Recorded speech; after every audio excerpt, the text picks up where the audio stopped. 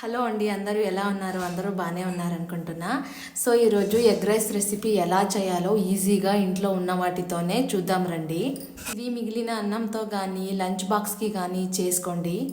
అందుకు ముందుగా gas on చేసుకుని గ్యాస్ మీద కడాయి పెట్టుకుని 4 టేబుల్ స్పూన్ల ఆయిల్ వేయండి.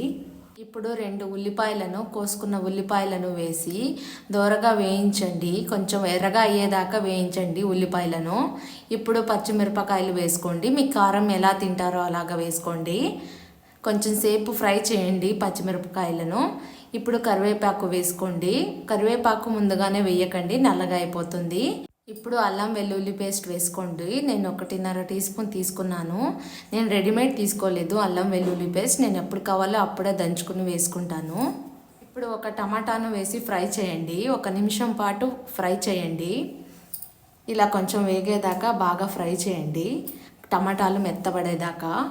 ఇప్పుడు కొంచెం పసుపు, ఉప్పు మీకు ఎంత కావాలో అంత వేసుకొని కొంచెం కలపండి బాగా. ఇప్పుడు గరం మసాలా, తర్వాత ధనియా పౌడర్. నేను ఇది ఇంట్లోనే చేసుకున్నదండి, అన్నిటికీ సెట్ అవుతుంది. నా ఛానల్లో ఉంటుంది మసాలా పొడి, చూసుకోండి ఒకసారి. ఇదంతా వేసి బాగా కలపండి. 1 నిమిషం పాటు బాగా కలపండి అన్నిటికీ పట్టేదాకా. ఇప్పుడు కారం పొడిని వేసుకోండి. నేను 1 టీ స్పూన్ వేస్తున్నాను. వేసి బాగా కలపండి. కారం పొడి ముందుగానే వేస్తే ఘాటు వచ్చేస్తుంది, అందుకని నేను లాస్ట్లో వేస్తున్నాను. ఇప్పుడు గుడ్లు వేసుకోండి. నేను 3 గుడ్లు తీసుకున్నాను. తీసుకొని బాగా కలపండి. వేసి బాగా గుడ్డంతా ఫ్రై అయ్యేదాకా ఒక 5-6 నిమిషాలు బాగా సిమ్లో పెట్టుకుని గ్యాసు బాగా ఫ్రై చేయండి గుడ్డునంతటిని. అది అంటుకుంటూ ఉంటుంది, అప్పుడప్పుడు బాగా కలుపుతూ ఉండండి గుడ్డుని. ఇలా అడుగు అంటుతూ ఉంటుంది, బాగా కలపండి. అంటుకునేదాకా వదలొద్దండి, తిప్పుతూ ఉండండి అప్పుడప్పుడు. ఇప్పుడు కొంచెం ఫ్రై అయింది చూడండి, ఇంకొంచెం ఫ్రై అవ్వాలి ఇది విడివిడిగా గుడ్డంతా. ఇప్పుడు చూడండి ఎలా అయిందో. ఒక 5-6 నిమిషాలు కాకపోయినా ఒక 8 నిమిషాలైనా ఫ్రై చేయండి. ఇప్పుడు అన్నం వేసుకొని తిప్పుకోండి. మిగిలిన అన్నం అయినా సరే, లేకపోతే అప్పుడు చేసుకున్నదైనా సరే. అప్పుడే చేసుకున్నదైతే కొంచెం సేపు ఆరనివ్వండి ప్లేట్లో, లేకపోతే మెత్తగా అయిపోతుంది. ఇప్పుడు అంతా వేసుకుని బాగా కలపండి ఎగ్ రైస్కి. ఇప్పుడు తర్వాత కొంచెం గరం మసాలా, కొంచెం ధనియా పొడి, కారం పొడి వేసి మళ్ళీ 1 నిమిషం పాటు ఫ్రై చేయండి.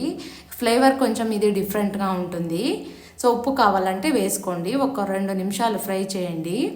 ఫ్రై చేసి తర్వాత ఇప్పుడు లాస్ట్లో కొత్తిమీర వేసుకోండి. కొత్తిమీర వేసి కలుపుకోండి బాగా. ఇలా బాగా కలుపుకోండి రైస్ అంతా పట్టేదాకా.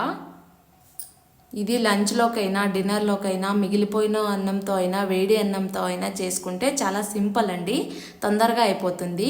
ఇప్పుడు ఇలా రెడీ అయింది చూడండి ఎగ్ రైసు. చాలా బాగుంది కదా చూడ్డానికి కూడా, అలాగే తినడానికి కూడా సూపర్గా ఉంటుంది. అలాగే ఈ రెసిపీ మీకు ఇష్టమైతే ఇంట్లో చేసుకుని తినండి, చాలా బాగా వస్తుంది. అలాగే సబ్స్క్రైబ్ చేసి ప్లీజ్ షేర్ చేసి లైక్ చేయండి. Thank you friends.